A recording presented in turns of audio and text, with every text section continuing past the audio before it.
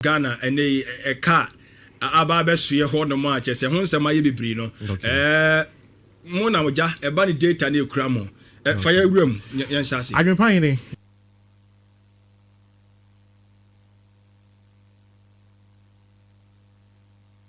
yes na ansa ye bewura mu no mepese ye beti ase se asemi aye kan fa Bank of Ghana losses in aba because of maybe atwam ekwan amanyofo ye den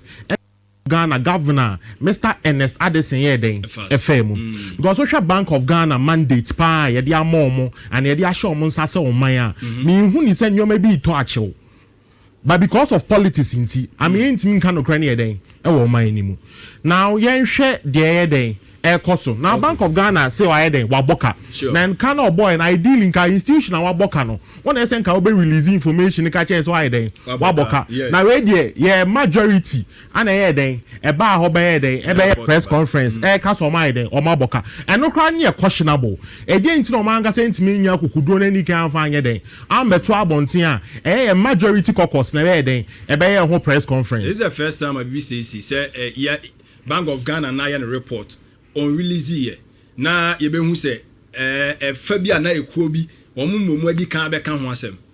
ade a meka say ekoso na mum adekronti ekoso is because the Bank of Ghana na a political institution and ideally the kwase Bank of Ghana ye den sir say institution ono no de ne bobre ne say obey den obey aboa ma o man Ghana ye sika sem wan den ejina ne na so it abrebia all the political games ebe for Bank of Ghana bia no restrict penny no down on which is governor no ama ne o ma bebre ho ntimi ye den enye na akokwa enye the first time a Bank of Ghana ye record so ma make loss ni o hwa afi 2017 na Bank of Ghana ye the first loss after the redenomination say yes say ye sika eba the new city no the first loss was under 2017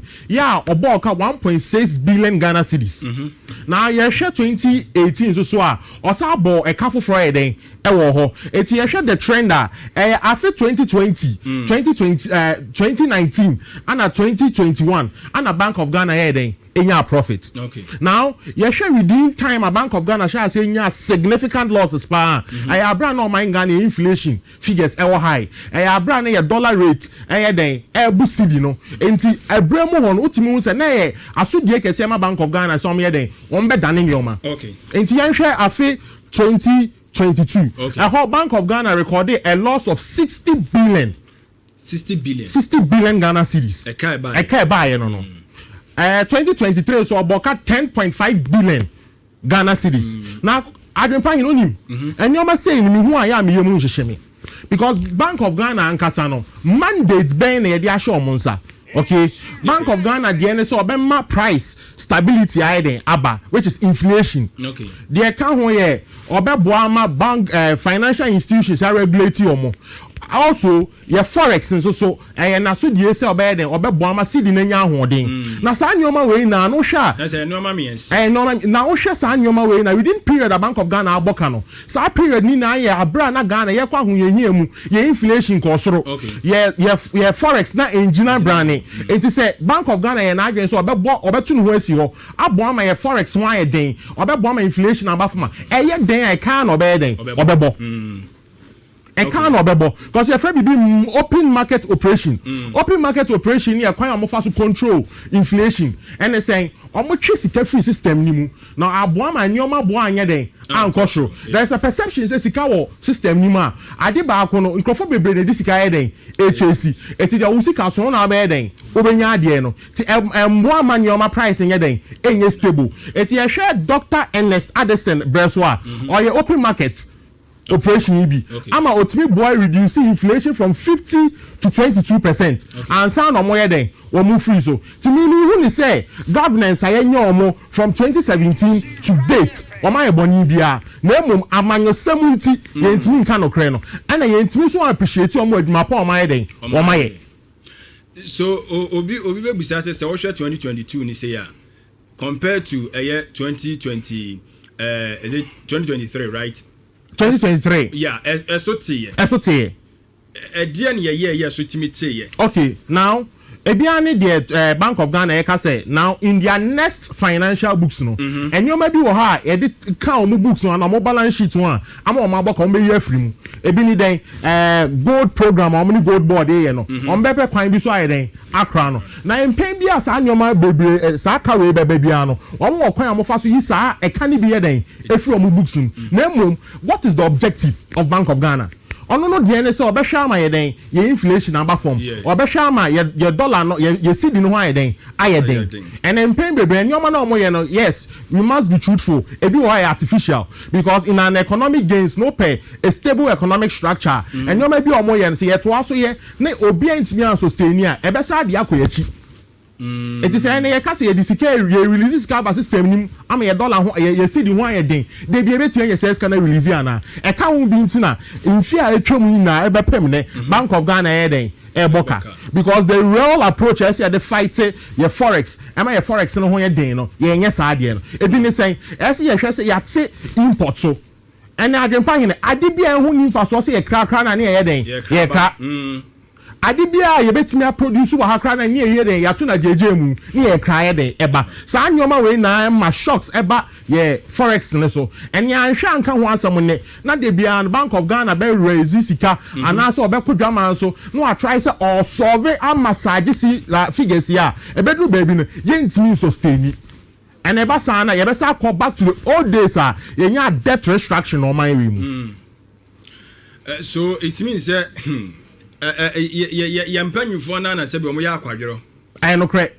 me no ya adwen now nim said the medical kan Bank of Ghana nya institution I say the politics eden ebatan yes because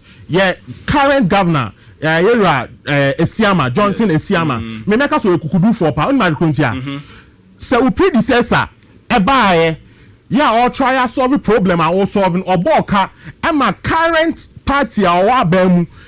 demonstration stian edru baby kra no na papa yi yesi enye den yen chire enye den entum yeah sure oba the same method na so use the den e solve our problem to me question say oh yes I dey we no akukudo be mpa no wanya if so no so ochire okotina fie enka so no so ye meche no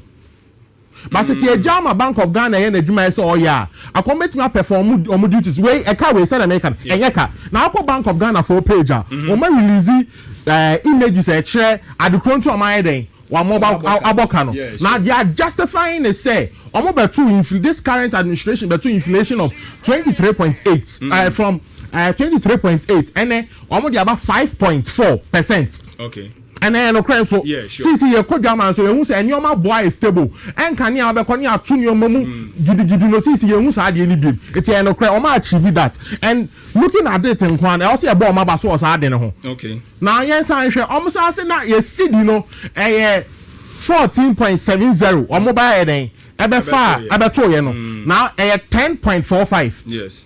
when you abochi dio where Bank of Ghana rate when you abochi it is abochi there now the analysis there Bank of Ghana na nkasa woni rate on the banks ne there den e bi dwuma it no no work so no buy no na 14.70 and then wetimi abon ho mode ama na so aba 10.45 okay and san your ma we na all ye na sika na no pump there den yes so I expect say can dey be den e beba. So it means that they are not domketua na sha sia omo ka say CDA ejina ne ade no aban no edisika no wo pompi gum ne ade so it is a fact fact and I know na Bank of Ghana wo say so ye sabi aban na ho makrama enye den enka nipa djuma ya so no omo ya no na omo ye no na mum e sustainable and e say ehwe and enye sustainable. That's the problem. Climate that and consider when you bet me enye sika the etwa system num dey den am massage cedi no I am no me no responsibilities ade a ye hwe a ebi wo man we mu no ye ha ye ho nsoa dollar and subsidy nko dollar nye den enkoto na na wo most of ye ministries here and you maybe any kwai say komo kra bakra no and ye sa anyoma no and ye sa anyoma eti ye sa na still na cedi na ye the pressure ye den e ma no I was say Ghana moving from importation to export industrialization ade I saw mine Ghana ye ma ye ni den ekọ ho ya anya afi bia Bank of Ghana beboka o pass sa governor o pass sa party o ye den a Bank of Ghana say ekọ so to aso de ye ya o mbe den o mbeboka and some whole and some but sir o share o reasons na no mo ya yes gold board ni say no good purchase no okay so o kwakoto gold no and na menti ase say ho no say o hwe a o mo so boka wo ho omboka yeah omo can say gold board nkwan transactions omni omo ye almost 9 billion.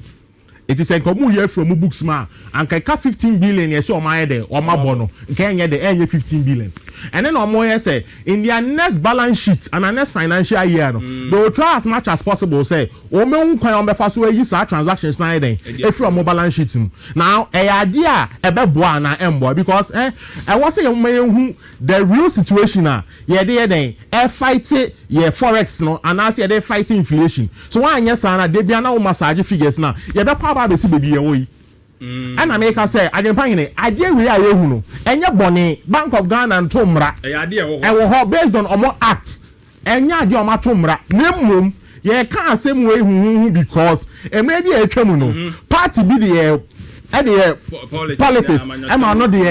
eba power now the onu so akofie ni feel say oh me so menya wo dia me so me the be but be politics am also so aye den wako na me ni hu enu e de na e boye en na ese ye hwe me ni hu enu e de na e boye e de amanyefo na kan na be boye and as e tena se hu the mandate of Bank of Ghana en na e boye as a Ghana hanum na no institutions most of them no obia ade dia se ne nsa na nkasa no on fa no nya adwuma empempi no odwane free ho I've always say me wo constituency bi a me nkokoshin me MP sa de na me kwan ye nyeye me nkobusa no ayempa yin e to da ese obusa omu ni ma kontia omo da ti ma mu fo le dodo that's the problem uni kwan a uni kwan che omu se wo kọ parliament no wo kọ bo am ya kọ hye mra eti se bibi na etia ne fa ahodie so a eno na ofa metu wanim na bo ani en hye ho mra na mu be da me so obeye kọ ye den a obeye because what catch me yes now enti I was say na ye education man crofort here say institution dia ne dia so oye dey oye no chanya metu mfutu ngu obi ani all in the name of politics dey bia me ka say MPP NDC wo mu na ye under Ghana yes it is say anjene Ghana ho ne edi kan anjene MPP NDC ho a ebedru ba bi no man ebebo and omo mienu na abeso akoso edi there because ene ye dey share MPP na NDC aba power and ye dey share NDC na MPP aba power de bia sa nyoma we be den ebe koso ya semo edin but osha DSC ano ama nkomo no kran so aso bebre ni se omuhu ni se 2025 na cannot as esudodo because this is the second time yenya this huge loss yes now adempa hine eso because of adwuma na ye den eda ho okay eso because of enyoma omoba ya omobeto ye they came at a time na debt restructuring hanging over omo they came at a time na inflation was through they came at a time na your dollar den was through against the city say and the Bank of Ghana so waboka na obeka chem say kana wa bono we na amana boka na me hu any significant impact o baby also waboka na how na meti aka so waboka hu oh okay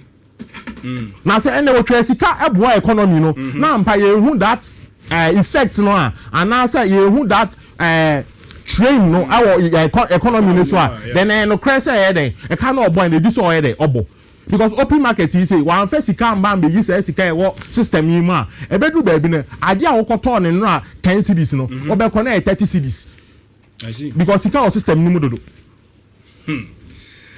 Mr. Paul now so it means sisi ani dey see ani ehwe animu see ani ehwe animu till say yamanyofo ebe jai politics e dey nyoma bi ye ni atena se the solution e be last year for years to come egu akwam ebi ne say industrialization ya ade so man Ghana e di eni ye den secondly enye bibia na ese e dan ne politics okrom ho ye he aban bae enkrofo bebra na omo grassroots bebre su say enkrofo am ka so mechi o mato mentimi anchi o mantum adentia adempa na enye so mentimi anchi o mantum eto da institution na sa enkrofo we wo no enyoma na omo ye no na emra bo omo ho ban so omo nye sa ade no na mo minu mienu na na enye den enti ase enti oba no obetu mfutro gu wani ene ebi aka omo ye so we for sa no aye dey aka wo de I see enti abusuafo we Bank of Ghana o mai sika kura kuba tan no a car one more abo ehun komo na ye die no aye tutu mo so na ye hunu se sa we no kra ne ense da nya news bebre but amanyofo na aboa yen am ye nya bi kan ke ni asem bia enya asem bia and 19 a majority caucus led by Honorable Ataisa eba be press conference so one ndi kan ama meka ho asoma odom keto ano so begina so de ayedai abo machi but I think say one fact ne say ensem a one di ka be kan ye no eno anso na Bank of Ghana for so eno na ya ade ba kwa we say establish fact for no but it is Mr. Paul now e de ne yenye and American account. Yeah. Now moving forward, also Bank of Ghana near measured in kind of also this city no. Drama so the massage the forex. Say I'm sure Saudi and one. A better baby you go reserve you better tone in and that's still it means sustain. And a basa you lose investors' confidence because okay. Because our central bank on your strong, on your liquid so bet me I am your maybe. Sure. Now at the Bank of Ghana. And then almost my idea was policy sovereigns. Okay. Now, you share your maybe a man kasa yeah. Almost say, and ya buying bossy, and ya bossy me no makoje. And your man kasa income on my day, woman young, and on my media day. I assign your my EB. It's a idea about my day, or my idea. But moving forward, a sustainable. That's the question. A sustainable. See a better time sika. Now, Busuni Biani try to reduce. CD no dollar na against CD no so busumi bia na try say inflation na market no artificially say e kwa na eden yes e boat mamufo ne no doubt about it but ochina bi na wona o yes ani ni no and na resources are dey yes ani ni prime men so na the resources dey side you and na e dey e say e hwe na eden ye ka e sa asem say to aso dey MPP NDC a afofo fro beba e be MPP NDC the next year MPP NDC and me concern ne say said ya can say ye enya me nwanwa afida yesaba beta asa be kan asem kuro yawo yebesaba so me bisa mo say omutie yen anaya omuntie yen se wo ne me ana ama omu entia na omu nyusu di omu ye catch omu no mfa nya adwuma okay now ene wo nkrofo bi a hwe omu tirim say edu election a de ehia ne nyoma ketua bi a de be da voters so nyoma mama yen atwa now they should also learn say now we have intellectuals now they don't vote based on party colors. They vote based on what is the economy and again economy near there more then all the catch say I saw tutia aban because enyoma metina say aban here mean 20 and oban na nyoma to say and enyoma then say and then am dey koto ma ba anya MPP and this na dey to ababim okay and if MPP and this into ababim ya di mpuntu na eden e dey to aba and asem bia obeka ne de obeye bia nso no nyankopon adaroma social media ni nti ya sa akwa eden e di aba betia Mr. Paul finally na yanko na afi no ye ni abedwafo nso nsi nkonya now sisi ya hunu ba bia e ka ni free any ade se wo wa futuo bi de ma I mean governor of Bank of Ghana Ediana Beka said the oil no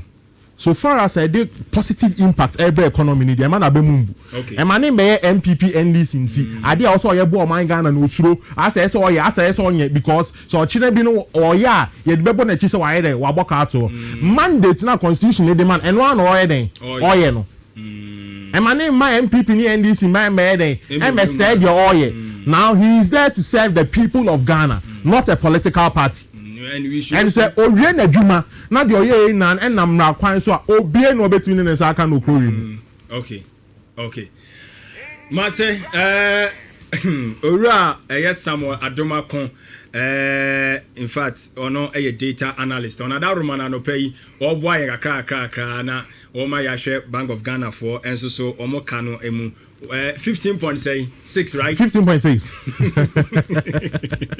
15.6 Ghana just say adie bia be bon ka na dom kuma no kra say omo hwe kra na e kan ebru 15.6 yeah sure I mean yes almost ebru 15.6 it could be 40 billion Ghana cedis 40 billion Ghana cedis ne nyina so begu Ghana for so Ghana me no me no na ekotwa ho ka ye do masi Mr. Paul ma me na asia no pay let's be that okay ntia for eno Samuel Kwame Adomako data analyst